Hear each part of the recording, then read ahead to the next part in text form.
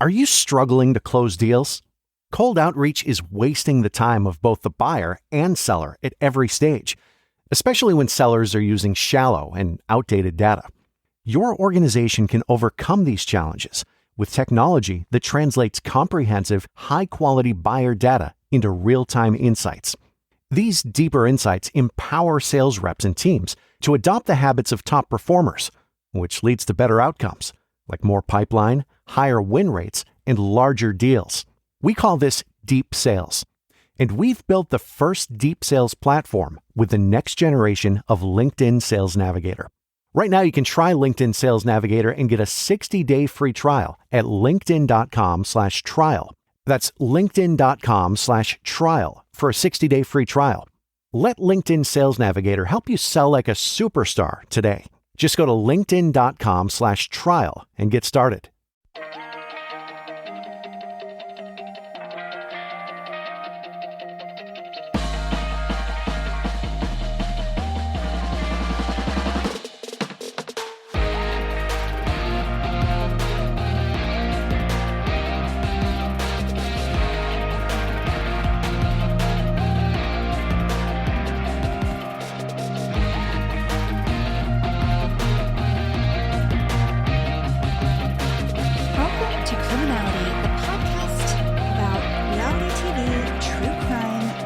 From reality TV who truthfully do crimes. I don't know. Hi, Melissa. Can we add that to our tagline? I don't know. Yeah. I don't know. ... I don't know. Yeah. Hi, Rebekah. How are you? I'm great. How are you? I know. Like we didn't just do this. I know. I was thinking, we should probably start a fitness podcast at the rate you and I are going. Honestly, why not? Melissa exercises every day, you guys. Okay, not true. Not true. I have a 4-day-a-week workout and I try to walk every day. But that's a lot. I'm going to lose my mind if I don't. Well, that's a great reason to do it. I'm just impressed and I'm just thank you. Wanted to share it. Rebekah did yoga today before 7 a.m. Rebekah did Pilates. I knew it. Every time I will say yoga. Every time. It's really a funny thing for you. It's like a hang up that you can't get over. I can't. And then even in texting, I think I'm better now because I can see myself writing. Writing. No, you idiot. I probably just need to do auto, where it changes it for me. But Pilates. Rebekah did Pilates. I did do Pilates. Did I ever tell you about the W in my texts and my autocorrect? Something about where are you every time you hit W? Yeah. Anytime I hit W. No, it's longer. It's when are you going to be home? And it comes out so fast and aggressively. And it just reveals the horrible neg that I am to my whole family. But it's on my computer if I'm typing in a Google Doc and text to anybody, a W. Really messes me up. Yeah, and could get some unsolicited people to your house. I know. I've had some run-ins. Insert the Simply Safe ad right here. There we go. Organic advertising is what we call that. Well, speaking of fitness, that kind of is a segue to today's episode, which I think you just figured out today because someone on Instagram did. Your lovely cousin gave enough information that I knew who it was. And I'm so excited. Yeah. So excited about this. Yeah. Big shout out to Jem, by the way. Yes. Longtime listener, longtime cousin. Big fan.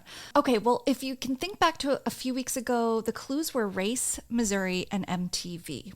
So let's start with race because I know you know, and I know some people know, but let's walk through this. Now let's add the word amazing in front of it. We're going to talk a little bit about The Amazing Race as a reality competition show. I feel like it's come up here. Obviously, we talk about so many things that we've never covered the show per se, but it's come up as I really like it. I didn't watch every season, but my kids were into it for a while. What about you?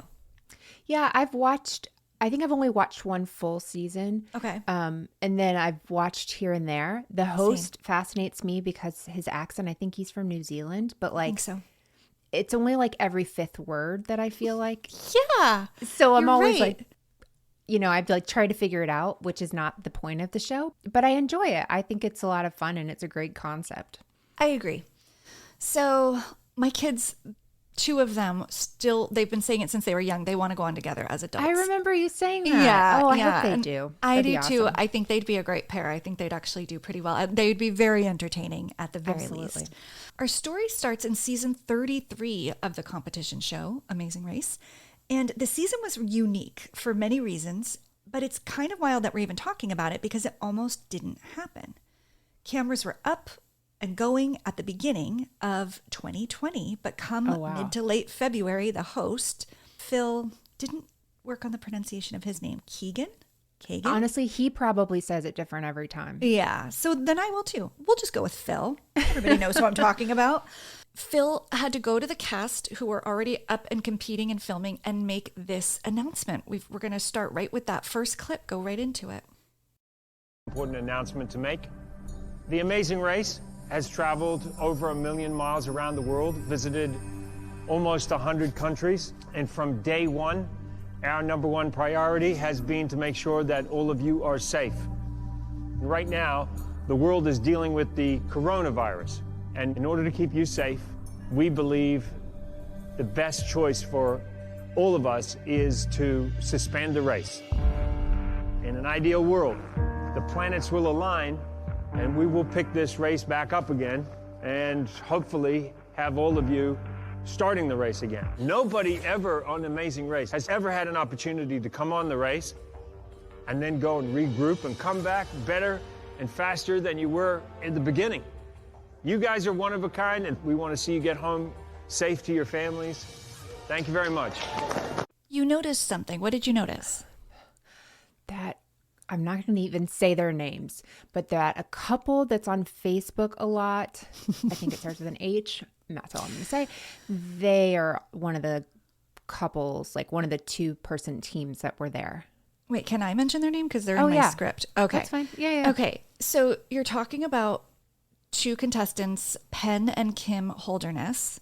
Yes. And if those names ring a bell, and they should if you are white, straight, have kids, and live in the suburbs. I'm sorry, but it's true. But what if you actively avoid them? They'll find you. The algorithm will find you and hunt you down. I feel like people will know who we're talking about, but just in case they don't, I do want to refresh memories. If you could go to the second clip, 10 years ago, 10 years ago, everyone pretty much saw this. These are my Christmas jammies. Oh, yeah. It's the Holderness 2013 in review. Video Christmas card part 2. Dancing in the front yard night and day, and the neighbors walk by and this is what they say. Are these Christmas jammies? They are Christmas jammies.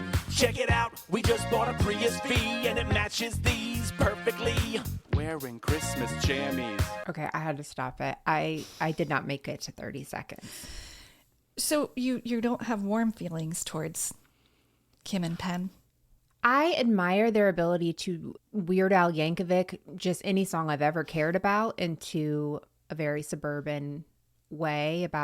I saw a recent one. I didn't watch it, but I saw it on my Facebook feed, which why was I there? I'm part of the problem, about Stanley Cups. So yeah. I think I saw that when I was doing my research. Oh, sure. You're doing your research. You weren't on Facebook. So yeah, it might have been YouTube. Yeah, I mean, they are for some people. They are for some people.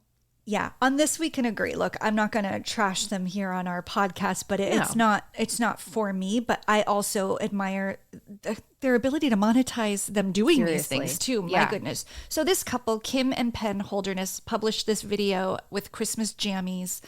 Very cute. But they pretty much became YouTube stars overnight, and they were also on this group of contestants, like I mentioned, in this 2020 33rd season of The Amazing Race. Spoiler alert. Once production picked cameras back up, Kim and Penn would go on to be the first place winners. Spoiler alert number 2, this episode isn't even about them. But they are fun and kind of a lighter element to the story, and I wanted to include it because the story is a little heavier, a little very bittersweet. And I also break the rules a little. Are you ready? I'm ready. I have a follow-up question about them, though. Oh, please. Or not them. What was the difference between when it was shot versus when? Does that come up later? It does. Sometimes you ask the question that are my next sentence. It's not the first times it's happened. My literal next sentence on my page is, so Amazing Race resumed in September 2021. I was just like, we can't go past this. I have But to know. I feel like that puts us in sync. Like I'm anticipating. And the great writing. Like your audience needs to know. Maybe. Wow. Teamwork. Dreamwork. We should go on The Amazing Race. Oh my gosh. Just got the minute it came out, I'm like, nope, put that back. I had one good trip to New York. We can't do this.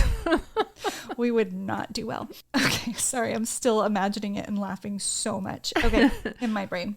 Okay, so they did pick the cameras back up and they resumed with mostly the same cast. Obviously, some things changed. They had to slightly modify the teams and the route, right? Because not every country was open for business.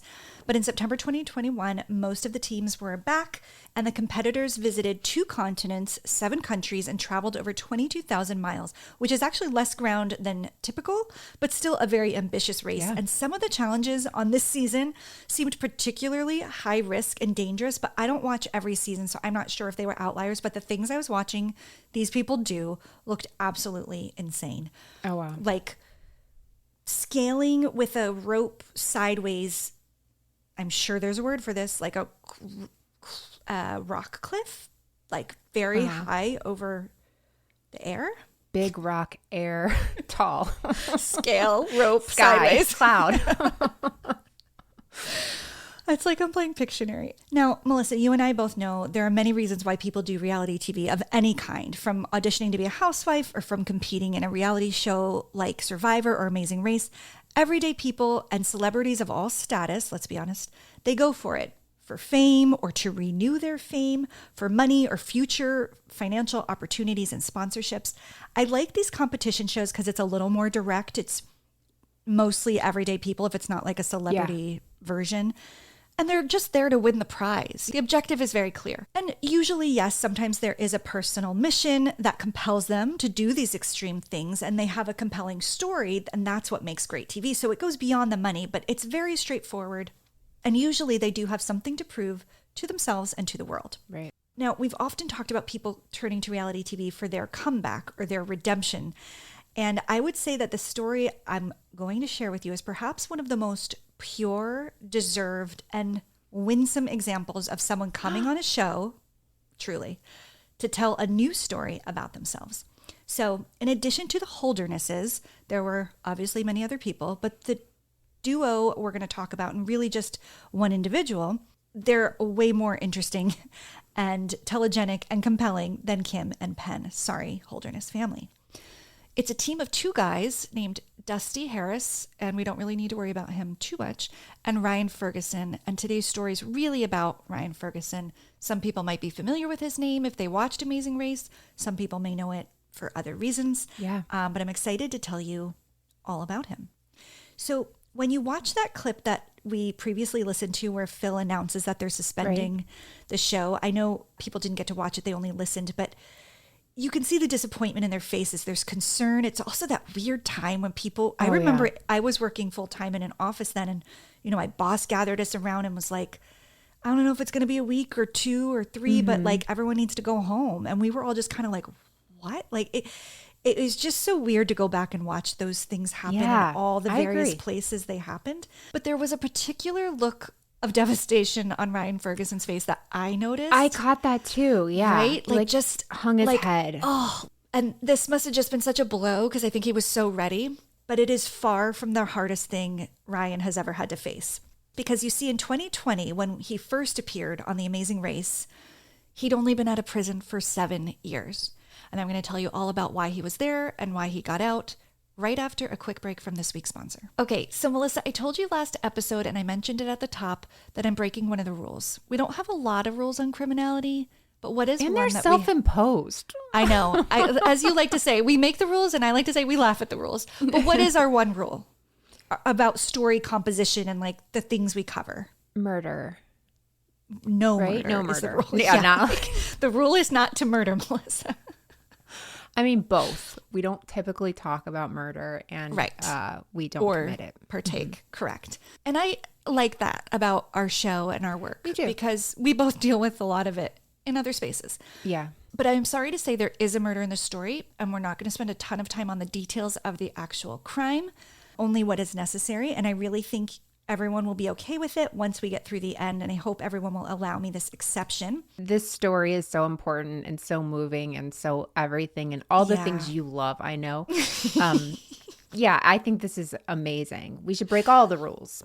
Break the rules, laugh at the rules. Okay, well then everybody get ready. But if you do want to skip the part about hearing about the murder, I'm going to put up a trigger warning right now. And if you skip ahead like 3 minutes, it'll be over. Okay. And then you can rejoin. So let's put a pin in The Amazing Race and head over to Missouri, which is our second clue. We're going back to 2001, November 1st to be exact.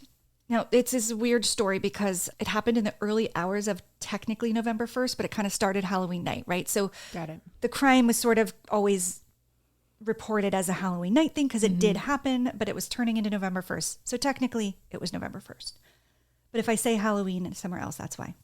So on that night, a man named Keith Heitholt, who was a sports editor for a newspaper in Columbia, Missouri called the Columbia Tribune, left the office late. It was just after 2 a.m. and he was talking to a coworker named Michael Boyd. They were in the parking lot right outside the building, like not to their cars yet, just kind of outside the building. Right. They parted ways, and just minutes later, a janitor came out for a cigarette break and saw Keith's body laying on the parking lot very close to his car.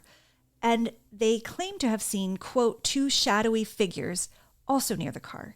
She ran back inside and got her supervisor, so he was like the head of the janitorial department, named Jerry Trump. Both of them later testified that they witnessed 2 college-age men near the car. They also reported that one of those guys yelled, "Someone's hurt out here, man," before the men walked away in a nearby alley. Like, I don't know, wouldn't you think they'd run? I don't know. Anyway. Well, if you're the person that's done something, wouldn't you run / not say that? The janitors notified their coworkers, and they also called 911 at 2:26 a.m. Trigger warning, this is just the brief part where we're going to just say what happened. Keith had been beaten with a blunt object, but when the cause of death came back later, it was proven to be strangulation by his own belt that he had been wearing. Okay. It's a just tragic, horrific story, an incident that happened to him. He was a married father of 2 teenagers. I saw pictures and memoriams for him, and he looked incredibly kind and well liked. I think he was a very big community person, and it's really, really awful. But we're going to just talk about what happened around the investigation of his murder and how it pertains to Ryan Ferguson today. So the first janitor who was out smoking and saw this all happen, she provided details so that a composite sketch could be drawn, and that's going to be important later. So that's all happening at the office. Meanwhile, on the same night, beginning on Halloween, 2 high school juniors, Ryan Ferguson and his friend Charles Erickson, who goes by Chuck. High school juniors. I just didn't remember they were that young. So young. Okay. So young. They were out on the town partying. House parties, drinking, just being a high school junior in the town that they're very comfortable in. And they even got into a bar because Ryan's older sister worked there. She was a bartender. Oh. So no problem, no ID, no problem. They know the bouncer. They got in, and they were given alcohol there. And Ryan's friend also did cocaine while there. So Chuck was out of it, and Ryan was intoxicated. Now, back to the investigation. There were no arrests, no viable leads for 2 years until the local media picked up the story again. You know, it's always like the anniversary of the murder. Let's throw this up on the news again. And they republished the composite sketch that the janitor had given 2 years prior. Melissa, I am going to send you some side-by-side pictures. I would like your opinion on what you think. So I will post these on Instagram so everybody can see them. So obviously one is the sketch. Obviously one is the real guy, Chuck Erickson. What do you think? It looks like the exact same person. I know. Like, I don't think I've ever seen a sketch that looks so... Maybe the eyes are slightly different, and I mean the teeny tiniest bit, but... There's something in the gaze and expression that was captured. Yes. That's so... Because it's not really his cheeks are much fuller in the composite. No. The eyes, like you said, are a different shape. The lips are too full, But there is just an essence in it that is accurate, and that is problematic. Yeah, seriously. So Chuck Erickson, Ryan's friend, saw the news cycle putting Keith's story back out there, and he saw the composite sketch, and he felt like it resembled him. So he saw what you and I are seeing. Can you even imagine seeing a sketch and being like, why do I feel like that's me? That would be scary if I saw one that looked that Terrifying. much like me. Yeah, that would initially freak me out for sure. He began having dreams about the murder after seeing all these articles and images. And he became increasingly paranoid that maybe he and Ryan had something to do with it because there were so many parts of the night he couldn't account for due to the intoxication. Okay. And I guess the bar where they were was pretty close to this office. He expresses this to Ryan, who is like, paraphrasing, dude, we didn't kill a guy. Like, I know it's spotty that night, and it's 2 years later. I mean, and he was just kind of like, what? So, Ryan had really none of these thoughts. Right. Chuck can't let it go. Like, he's really tormented by it. So he tells another group of friends. This group of friends takes it pretty seriously, and they anonymously call 911 and let the police know that they know who killed Keith Heitholt. And the rest, unfortunately, was pretty much going to be history for these two guys. Yeah. Chuck was picked up and interrogated. The police asked questions. They interrogated him. Right. And Chuck had no answers for any of it. There's a literal quote where he says, "It's just so foggy. I could be sitting here fabricating all of it." Oh, wow. They asked him, "What did you strangle Keith with?" And Chuck said, I don't know, a t-shirt, maybe a bungee cord. I mean, he's just guessing. It kind of reminds me of Brendan Dassey. Oh, yeah. Remember? Like, where you just feel like he's searching for something that maybe isn't there. But at this point, I'm assuming the police haven't released that it was his own belt that he was choked with. No, so they were asking him to lead him Got it. into that. And he didn't say that. I mean, he said he just starts guessing objects. Eventually they tell him that that's what it was. And he was like, oh, and they're like, do you remember the belt and this and that? And he's like, I don't. Like he gave them nothing. Right. So after wearing him down for hours, they finally get Chuck to admit that that him and Ryan attacked and killed Keith to rob money from him to get more alcohol. But this just goes to show you what can happen in an interrogation room when you're vulnerable and when they use certain tactics, when the police use certain tactics. So in March of 2004, both Chuck and Ryan were arrested and charged with murder, Chuck for second degree and Ryan for first. Ryan's dad immediately goes to court and requests bail, and the judge says, sure, we'll release him on bail. He'll be in your custody. He's only 17. $20 million. Oh my gosh. Ryan's dad said there was an audible gasp in the courtroom from the lawyers on both sides. Nobody had ever heard of that bail. Turns out it was the highest bail ever set in history of the United States for one count of murder. What? Yes. Now, oh my gosh. They're both arrested. They're both in jail, but there's a couple of problems. Blood samples, hair samples, fingerprints collected at the crime scene. None of them matched Chuck or Ryan. So you mean like the problem was the evidence doesn't point to them? Correct. Got it. Okay. Yeah, just a little tiny thing. Something else happened during Chuck's interrogation, and this is what I meant to tell you sooner.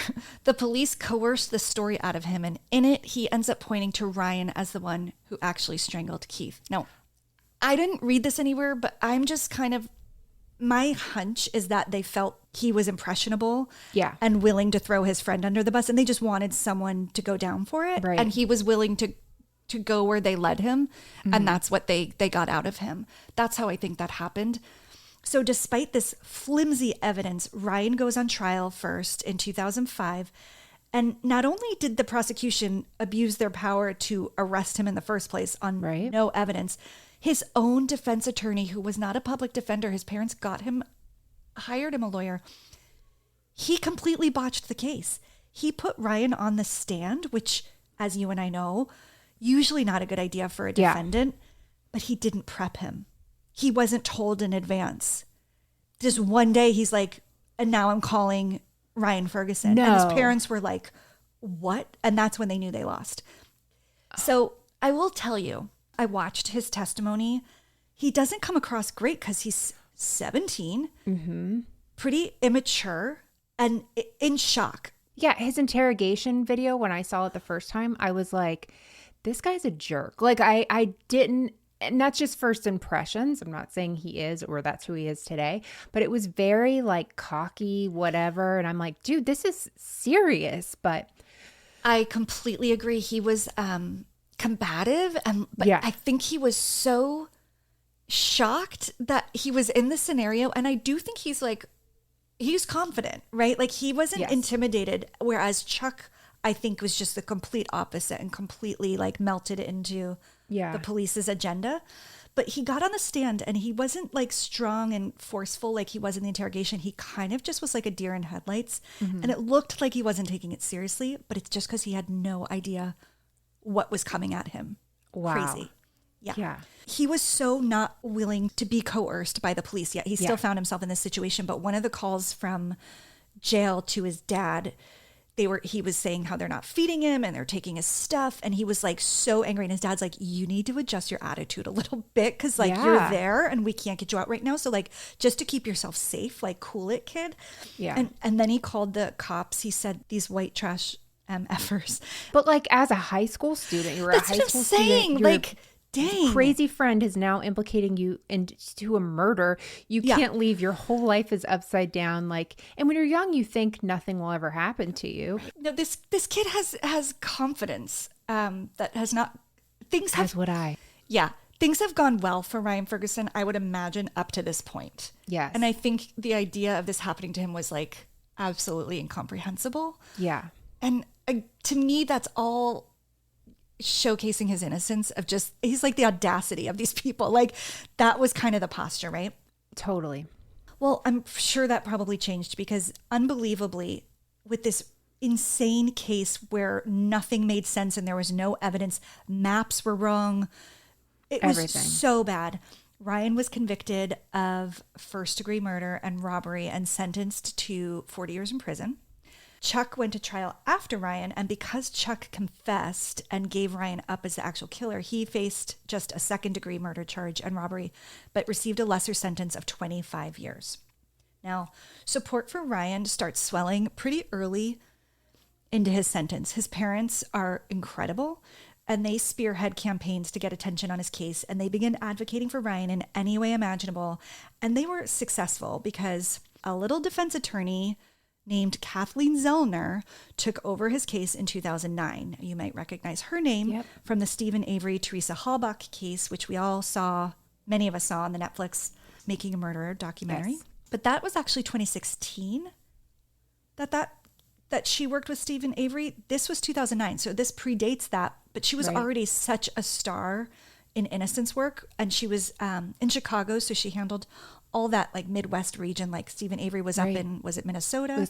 Wisconsin. And this, of course, was Missouri. So Zellner steps in and things start to happen. It takes time, but she makes huge strides challenging the integrity of Ryan's conviction.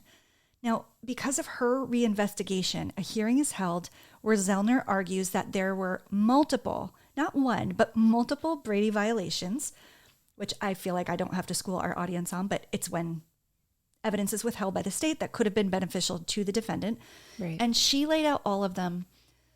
Among them, major timeline discrepancies. Like one of them was that Chuck said they went partying to the bar, robbed and killed Keith, and went back to the bar, which was also a club. Okay. Well, come to find out, the bar closed at 1. They left when it closed, and they couldn't have gone back because it was closed. She also discredited the supervising janitor's testimony, who turned out to be a convicted criminal himself, which doesn't mean they're always lying, but he had a lot of motive to be compliant with the police. Yes. Wasn't it like he could charges were serious? Yes, like very, very serious. And we definitely don't talk about those on this podcast. But yes, that I very much remember that guy in the next like recanting kind of thing. So he lied on multiple counts. He said his wife had sent him a newspaper when he was in prison. It comes to be that the wife never did that. He said he actually really couldn't see who was in the parking lot at all.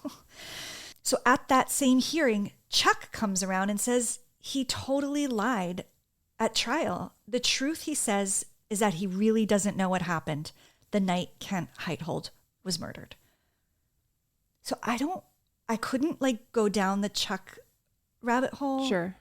I don't know if there were like mental health issues or I don't know, but he came to this reckoning that not only did Ryan not do it, but I don't think I did either.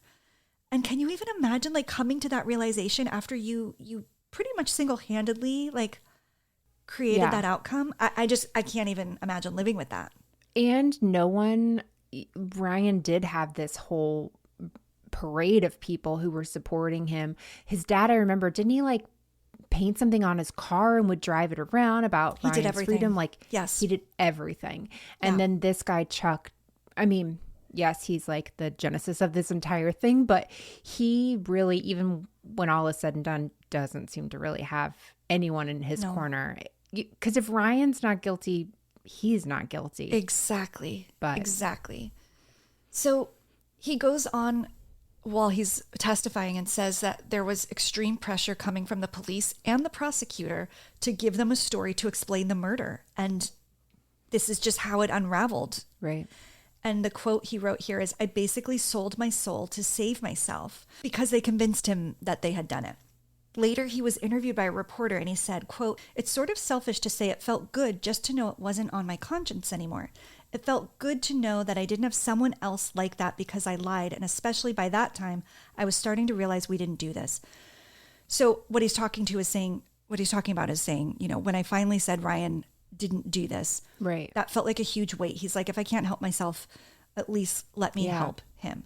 So Ryan's 2005 conviction was vacated on November 5th, 2013 by the Western District of the Missouri Court of Appeals, and Ryan was released on the evening of November 12th after spending just shy of 10 years in prison. So if you think about that, it's like he went in as a 19-year-old kid, comes out a 29-year-old man.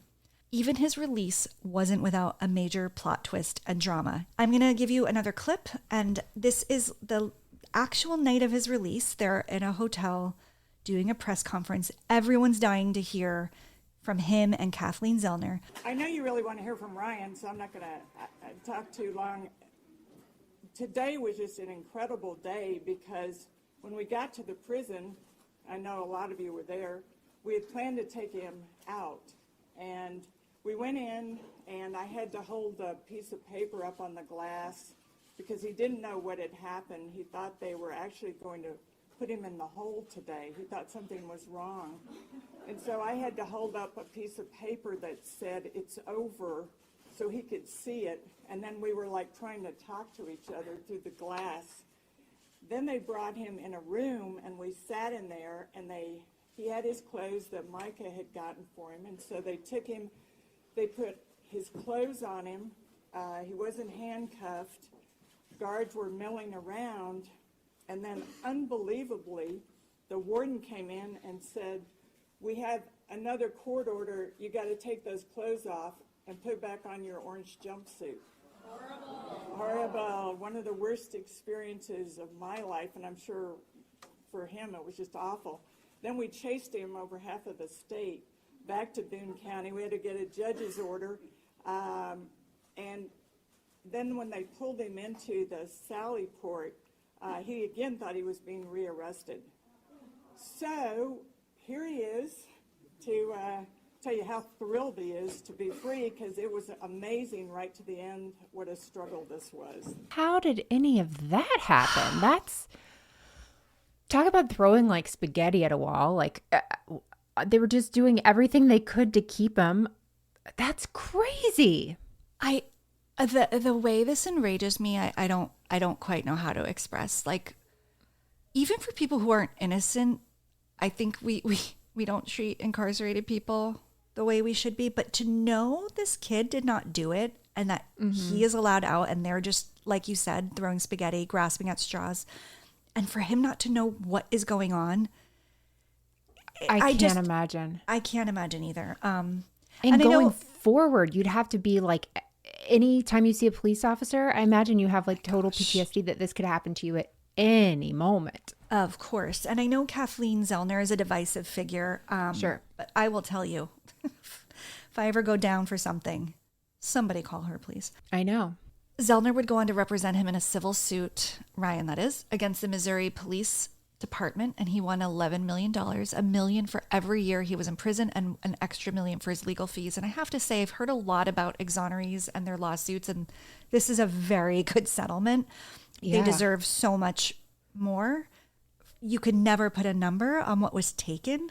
No. The Western District Appellate Court pointed out in its decision that there was no evidence left that would support a conviction because double jeopardy wouldn't apply here, right? Because he wasn't acquitted. So he could be tried again, but it's not happening. They're not going to ever do it. So as you might imagine, people were super interested in Ryan's story. And as you know, Melissa, you're one of the people who followed it. I did. So in the years that followed his release, several projects came out related to him and his case. His dad produced and starred in a documentary called Dream Killer. Did you watch that? Yes, I did. Mm-hmm. I that didn't might be finish actually it. where I think no. I knew it before then, I think. Yeah, well, there's a lot of his dad in there, so you seem to like. Yeah, know. I very connected to his father. I His loved dad him, is but yeah, amazing. Like kind of the kind of parent you want leading the charge. That film premiered at the 2015 Tribeca Film Festival, and it aired on ID in a 2-part special, but you can watch it now on Amazon Prime. And honestly, if the story is interesting to you and you want to see some visuals around it, you'll see the interrogations of both kids, testimony. It's quite interesting. In 2016, it was announced that Ryan would host a new MTV series, there's our third clue, called Unlocking the Truth, which was a serialized documentary following other cases of possible wrongful convictions. So Ryan kind of was the host, working with other people and investigating potential wrongful convictions. Did you ever watch that? I did. And I know the first case, so I can't jealous. remember. I'm going to have to look it up. But the very first case, like my heart broke for the guy that they showed, but he's been now released from prison. They like convicted him of killing his mom. He was like 10 years old. It was terrible. Michael Polite, Politte. That's who it is. Okay. Well, look, all these stories are worth knowing. So yeah, I'm glad you're pointing it out. And while we're on the subject, Jeff Deskovic has an amazing story. And there's an Amazon doc called Conviction. And my friend Gia Wirtz made it. And it's amazing. And it's about Jeff. And he was a teenager accused of killing a classmate. And he didn't. Wait, was that the one I saw at Con? Yeah. Okay. Yeah. That was incredible. That was really incredible. His story, all of these stories, they are so... I mean, bittersweet. It's like amazing when you see an exoneration happen, but it's like on the heels of complete miscarriage of justice. It's like, how do you celebrate? It's awful. Anyway, okay. So he got this MTV gig. His dad did this movie. Ryan wrote a book called Stronger, Faster, Smarter, A Guide to Your Most Powerful Body. Melissa, you're going to write the follow-up to this one. Now, this was inspired by his dad. When he went to jail, not only did he say, change your attitude, kid, he said, quote, I know you're innocent, but while you're in there, I cannot protect you. You have to do everything you can to make yourself stronger, faster, and smarter to survive. So he got so into fitness and staying mentally agile. He was committed to not being a 19-year-old mentally when he got out. He always believed he would get out and that he didn't want to be like stunted. So he pursued intellectual stimulation and he got super fit. Hello. Let me tell you. That bone structure just got better with age. So those were really his lifelines in prison. And now this is why we're going to circle back. We're taking the pin out of The Amazing Race. We're back. This is why it made perfect sense. This was the perfect vehicle for him. He was in peak shape. He's mentally... Let's go back to physical. He's in peak shape. He's in peak shape and he's in peak shape. No, he's because that show is as much about mentally what you can do, right? Your limits. Totally. So he knows he can do hard things. So as we know, because I told you in the very beginning, Kim and Penn won first, but Ryan and his friend Dusty came in third, which is so solid.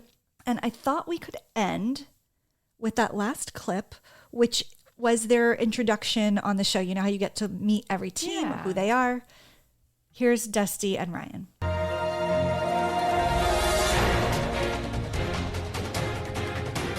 I'm Ryan Ferguson. I'm Dusty Harris. Grew up in Columbia, Missouri together. Went to junior high and high school. Unfortunately, at the age of 19, I was arrested and ultimately convicted of a crime that I had nothing to do with. Spent 10 years of my life, 19 to 29, in prison for a crime I had nothing to do with. For me to be sitting just here, outside, fresh air with a tree over my head, it's so rare for people who are wrongfully convicted. But getting to see the planet with one of my best buddies and make up for 10 years of lost time is extremely important to me. We have so many different experiences than a lot of people who know each other and who have spent a lot of time together. We get to bring that together and go out into the world and utilize those traits that we've learned and put them together. The true meaning of making up for lost time. Getting to see the whole world and see this thing through, I think that's important to both of us. We're going to fight to the death. We want to win. But the experience together, doing something that so few people have had the opportunity to do, the amazing race, that's winning to me.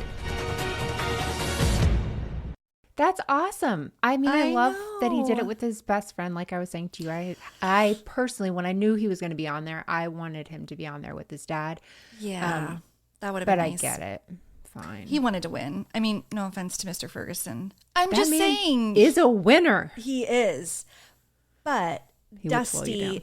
was his friend throughout his time in prison. A lot of his friends bailed on him. You know, Yeah. I mean, what a confusing time for a teenager, right? Like, so I think their friendship is incredibly important to Ryan. But I'm sure. Ryan is engaged to a woman named Bridget, who is beautiful and a local news anchor. So I am sorry, listeners who were hoping he was single. He is not. They're getting married. very He soon. came out of prison with a girlfriend because I very much remember her. She's not in the picture She's anymore. gone. Yeah. And they are a very beautiful couple, and I am thrilled for their future and their freedom. So and happy. I can't believe how often this happens. It literally, every time I hear another story, I'm like, why am I surprised? But also shocked, right? It's like, Absolutely. it just keeps me up at night. I know. And then, I mean, because once again, I say this about the other guy, Chuck, nobody was in his corner. And so then you have to think of how many people don't have someone in their corner that this does happen to. That's essential. I mean, if you don't have family support, money for a lawyer, anyone checking in on you, there is so little you can do, obviously, Right. from the inside. Like, you're, even with all of that, it takes, I mean, the average time it takes is, I think it's over 10 years. But I'm glad you brought up Chuck. Chuck was finally released in January of 2023. I didn't realize that. He spent like 18 years. Yeah. So I don't know if it was just, maybe it was parole time. I don't know, actually. I just did quickly look up to see if he was out. And I was just so glad. And also, Ryan never said a bad thing about him after his release. He was just very focused on him getting help too, because he, you know, he said something like he was a weird kid. Like, I think there's more to that story, but Ryan just maintained that, like, I don't think he meant any harm, which is like an insane thing to say when someone put you in prison. Yeah. But obviously he didn't deserve to be there either, and Ryan knew that. Yeah. And so he never changed his story on that. And I find that incredibly admirable. I just think he's a real stand-up person. And I'm just so happy he's free. Me too. I'm very glad he's doing well and chooses to be on TV to grace us every once in a while. Hello. I'm going to post the book cover. Rebekah, thank you so much for sharing that story. I forgot that there was a connection twice over, because I think you could count the MTV one as a I reality did. It's show. a clue. Yeah, true. But man, that story, it's so powerful and amazing to see what his family did and what he's done since then. He does a lot, or, speaks out a lot for other wrongfully convicted people. So yes. amazing. And his podcast, I didn't even mention that, Prison Counts. It's not active. I looked it up recently, and I think episodes ended in 2022, but it ran for a couple of years, and it's good. Okay. He has on different people who've been in prison. It's really about what actual life in prison is really like. And I'm like, that is something I think a lot of people are very curious about. Yeah. And he does a really nice job. He co-hosts it with another guy who was in prison. I don't know his whole story. He's out now. But yeah, again, if you're interested in learning more about him, that I would definitely recommend his podcast. Awesome. I listened to it back like a few years ago. I'm glad it fit in the show. For sure. Great. Absolutely. Super. Well, your turn will be next. But before we get to that, do you want to tell me what you've been watching? Because we've been talking a lot and you haven't. I'm very curious what you've been watching. Well, here's the thing. I've been to Traitors, and I told you, I think already, I've watched UK Traitors. I've watched American. I got a VPN. It was a whole thing. I went through like a big obsessive thing. I've also been watching True Detective. Oh, yeah. Yeah. Okay. You don't love it. It's getting a little weird. Like, it's very real weird. Weird is the only word I could use when we were talking about it. I'm like, it's just weird, but weird in a way that I really like, but it is so weird. It's in a way for me where I'm like, okay, We're getting into the, where I just, like I need a real monster, and I don't know if we're going to end up with a real monster in this. And then that's where it kind of loses me. But I understand. You talked about the mental health aspect and all that stuff. And I think that's very interesting in the story and important that they're sharing. But I'm going to watch the whole thing. Let's be honest. It doesn't matter. I'm an episode behind. Did you watch Sundays? Yes. I will say, you've got to watch that one. I know. I'm behind. I will watch it ASAP. Oh, I'm glad I didn't spoil anything. Me too. But I think the third kind of fell off for me. And this fourth one, I'm like more back into it. But yeah. So anyway, I'm kind of going back to an old thing, but it's a new season. So here is what I'm currently watching. Okay. It's on Max. Mm-hmm. It's a comedy. Mm-hmm. Seinfeld. Seinfeld? Mm-hmm. Max comedy. Oh, are you watching like a Jerry Seinfeld special? Comedy special? No. Bees, one more guess. It's Seinfeld adjacent. Veep? No. Oh, no. Wouldn't it be great if there was a new Veep season? There is not. But there is. Wait. Go ahead. Seinfeld adjacent. Think Seinfeld creator adjacent. New season of Curb Your Enthusiasm. The new and final season. Wow. I never got into that. Really? Never got into Seinfeld either. Oh gosh. I know. I'll say that again. Keep that to yourself. Sorry. I love Curb Your Enthusiasm. It's one of my all-time favorite shows. It's just the idea that there's like a story, but they improv most of the lines and stuff. It's just so much fun to watch. I would never want to meet Larry David. I'd never want to be his friend, but I'm fascinated by watching him. And I call my husband Larry David a lot. Like there's definitely some mannerisms that's very. Yeah, it's not a compliment when I say it. It's like all of Larry's worst, quirks and stuff. But they always have such good guest stars, and it's just always, I don't know, it's always fun, and you never know how it's all going to come together. I'm always just amazed at it being so improvised, how things come back together. Yeah. And so if you didn't know, there's a new season, and it's the final season. So now's a great time to watch it. There is the first 2 or 3 seasons I didn't really care for, but after that I'll rewatch those any time of the day, any day of the week, any month of the year. 24/7, 365. I'll watch it all the time. No, people love it. There's such a cult following around that show. I don't know how it missed me. I don't know. Yeah, I mean, and it doesn't really make sense it does make sense. Yeah, it does. Totally makes sense for you to watch it. Never mind. No, that makes sense. You have a sophisticated humor. Oh, yeah. No, you do. Like, that's a hardcore comics show. Like, people who are really into comedy like that show. Yeah. That's also not a compliment. I think it is. I mean it as one. No, I don't know. I love it. I love the whole structure. Like Amy Schumer's been on it, right? And she loves it. Yeah, she's been on it. Vince Vaughn was on it a season. Yeah, I only Josh know about Minkowitz was on an episode. Yeah, everybody talks about it like in interviews. Like an armchair expert is what I mean. Yeah. It just can tackle so many things that like it shouldn't be able to, and it's still so funny, and so I just love it. Good. I'm glad it's bringing you joy. Thank you. Rebekah, what's bringing you joy? Well, you're going to be surprised. Oh, I'm excited. I don't think you're going to see it coming that this is my show. Okay. Hulu, but I think by way of Fox or the CW. Okay. Marriage. Farm. I mean, that's the dead ringer. Is it Farmer Wants a Wife or something? How do you know everything? I knew you would know. The word farm and then I know. CW. I literally have never heard of this show until I started watching it 5 days ago. I feel like maybe Date with Datelines talked about it or something, because I know Farmer Wants a Wife. Like, it's just so crazy. I know it. That's all I know. The barn is happening on that show.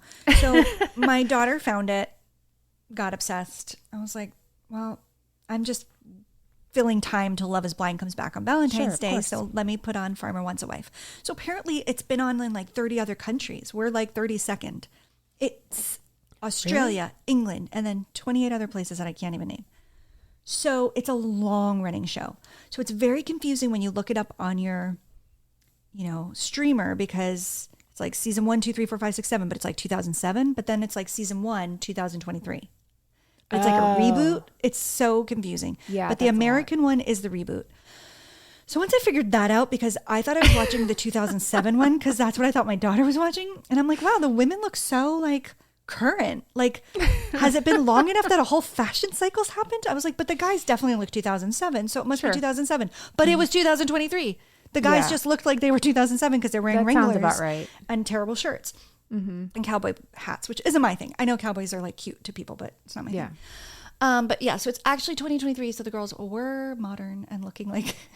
Anyway, that was fun to figure out. But it's just a silly country version of The Bachelor. The big difference that I think is interesting is that the women contestants get a video of the farmers and they get to select which farmer they go for. So on this version, there's 4 or 5 farmers. Landon, Brandon, Ryan, and something. Yeah. So there's 4 farmers, I think. And then I guess every farmer gets like 5 girls, and it gets whittled down, or maybe 8. Yeah. And then it gets Those aren't whittled down. even good farmer names. Those are and they lame. use they use farmer in front of their name. So the host, Farmer Landon, has a solo date with Chickadee or whatever. I think do they get nicknames? No, do the girls get nicknames? But the girls' names are close to Chickadee. I think it was Cassidy, but still. Sorry, it's a pretty name. I love it. But it's like, I don't know. I can't stop watching it. And the guys really, I'm like, are they playing parts? I know there's farmers, and I buy from a farmer's market in Brooklyn. Like, I don't know really what's going on at farm. But they're like, were you nervous? The producer's like, were you nervous when you met her? And he's like, nervous? About as nervous as a kitten in a room full of rocking chairs. I'm like, that's not a thing, sir. Like, is that an expression? I've heard that before. Because are you scared of serious? their tails getting run over or on a rocking chair. That's a real phrase. It's not one I use. I just have never heard that. Anyway, there's a lot of things like that. Like, I'm kind of there for the colloquial little things they say. And these girls pretending that they all want to live on these farms is so fun to watch. Okay, I definitely want to watch that. You know what it's kind of reminding me of? Just this one season of maybe the worst show I've ever seen. What was the one with Charlotte from Sex and the City? Kristen, whatever her name is. It was a reality show? Yes. With her? Where it's so terrible. She was the host. What? And it was a woman who like basically wanted to find a partner so she could quickly have a baby. Like she needed to have a baby. So I must see this. Kristen Davis hosted this? yes. Are you ready for the name of it? It's even worse than I remembered. Labor of Love. I mean, 8 episodes. I get it more than kittens and rocking chairs, but Yeah, it was she does end up finding somebody, by the way, at the end of the show, but they decide not to get somebody married. to have the baby with? Yeah, yes, that's exactly what it was. So like, who's a good dad and all that stuff. And she decides to do in vitro fertilization on her own. Okay, maybe start with that. Seriously. It was so bad. But that's what Farmer Wants a Wife kind of reminds me of, the same vibes. Yeah, it's really interesting. And there's a lot of things that aren't Bachelor-like. And this is the one thing that's really hanging me up that like I really want people's opinion on. They talk so much about the cameras, which is the antithesis of these shows. So I'm like, was that a production maneuver? Be like, if you feel uncomfortable with the cameras, mention it. Like, are they trying to do something different? Because I swear every episode the girls are like, it's just the cameras are making this so hard. And if we weren't on camera, and it's just kind of takes you out of it. It's so weird. And then in one, they're on a date and they're kissing and then they turn and they're both like, oh, cameras. It's like, oh, ew, that's weird. We don't want you to know we're watching you. Like, we're watching you, but just don't call me out like that. We're voyeurs, of course, Yes, but don't call me a voyeur. It's so weird. But I think the rude. farmers are across the board like unimpressive. Like they're not handling the responsibility well. One guy said the girl's too emotional, but then the other woman he let go, he said was too strong-minded. So I was like, dude, like pick a lane. You just want someone mute. Worse. I was like, this guy sucks. So anyway, I can't stop watching. So Okay, weird. well, I want to see it. I want to definitely watch it. I will definitely check it out. Let me know when you do, and we'll discuss. And then, of course, you and I both watched Love on the Spectrum. Oh, can't get enough. It's just the most pure show you'll ever watch in your life. It's beautiful. It is. I wouldn't change a thing about it. I love it. Except I would put it on more often. Yes. I just give me devour more. those seasons. Me too. And seeing the family units, there's so much to it. What I love is like how they capture the complexity of each person. I just think these people often get written off as being all the same. And these people are all so unique and different from one another. It just totally like what autism looks like in different humans, because everyone is it's so good. I don't remember where I heard this from, but someone said, it's probably a famous quote, if you've met one person with autism, you've met one person with autism. Exactly. Like, that's so different. helpful to hear. And I think people don't think like that. Yeah. I think it's better now, but like for sure it's, and it's like everybody's not Rain Man, that kind of thing. Right. Right. But it's so good and so heartwarming. And there's just so many like special moments in there that they've created themselves. And, you know, just, I love it. You said you wouldn't change anything. I just thought of one thing I would change. Oh, okay. And this, I feel really bad to say, and we'll decide if I keep it in or not. But Steve's story, I find tough because he's a lot older than the rest of the cast. Yeah. And I find it's a little sadder because he's so further along in life and hasn't found the person. And you can see why when he's on dates, how hard and challenging it is. That kind of breaks my heart a little bit. The other ones are so young and like there's still a lot of hope. Yeah. I'm not saying it's hopeless for Steve. No, I'm just I get saying that. It's different. It has a different gravity, and it kind of like, I worry about it. Yeah. Well, he seems like a very happy, well-adjusted person. He is, and he does, but he really wants love. I like know. he really but not enough to like have somebody hug him several times, because that one Well, lady was too forward for him, and he was like, I know. "Oh, I know. no." I know. So at least he still has his standards. He knows that's what he true. wants. You're right. But I know what you mean. That's a good reframing. You want to see everyone have this happy ending, and especially if he's older, you're thinking, "Oh my gosh, he hasn't had that moment yet." But yeah. I know what you mean. But to me, also, that just makes it more realistic. It's true. You're right. And it shouldn't be ageist. They should include that part of it too. No, according to you, cut off the old people. If you're over 40, right. Ryan's get off dad. my screen. Nope. Nope. Out of here. Can't be on Amazing Outta here. Race.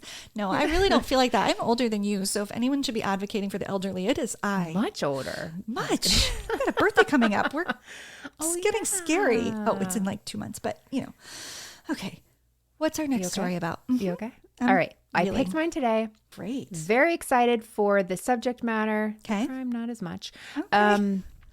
Okay. 3 clues. Alliteration. Towels. Love it. Traitor. Tips. Vanderpump Rules? Towels. I don't know. Kitchen. There's kitchen in the restaurant. You're in the right world. You're in the right world. This is exciting. This is exciting because I am finally on board, if you will. Ooh. Wow. This is going to be good, Melissa. Well, this was really good. This was fun. This was great. Thanks for letting me do this departure. It's just always an honor to be here. It really is. It's a little late. Really I think is. It's, yeah. And then happy 2 years of criminality, whatever day it is this month. 3. When is it? 3 years. 3. Oh, is it? Maybe. Yeah, you're right. But like, this is breakup. This is grounds for divorce. You don't even know our anniversary. I don't know our anniversary, and I don't know how many years. I don't know the date. Yet. Okay. But I know that 2024, why did I say it like that? So formal, I hereby decree is our 3rd anniversary. Because it was still the pandemic, right? It was like 2021. I was having lots of pandemic ideas. Fateful night, you texted me. Mm-hmm. Yes. And I said, let me think about it. Yeah. And then I texted back 5 minutes later. Okay. Thank you for doing that. And thank you guys for listening. If you want to keep us going, is that a threat? I don't know. Feel free to leave us a review. A 5-star review would be great. Only. Yeah, only. And, you know, a nice little comment in there about what you like about the show. Share it with your friends. Favorites, but yeah. Yeah, everybody that says we should be friends, we're friends. I assume we're friends. Let's just be friends. Just tell your other friends to come join the friend party. Whatever Rebekah said. Yeah. And then Rebekah, Instagram. We have Instagram. We do at criminalityshow. Follow us there. That's where we are the most active. And I am going to put up pictures as promised from today's episode. So get on over there. They're Hold her be to there. it. Hold me to it. Demand answers if you don't see things. If you don't see something, say something. Because it's just because we forgot. Yep. Yes. Well, I'm excited. Let's do this again in 2 weeks, and Perfect. can't wait to share my story. Me too. All aboard. Bye. Bye.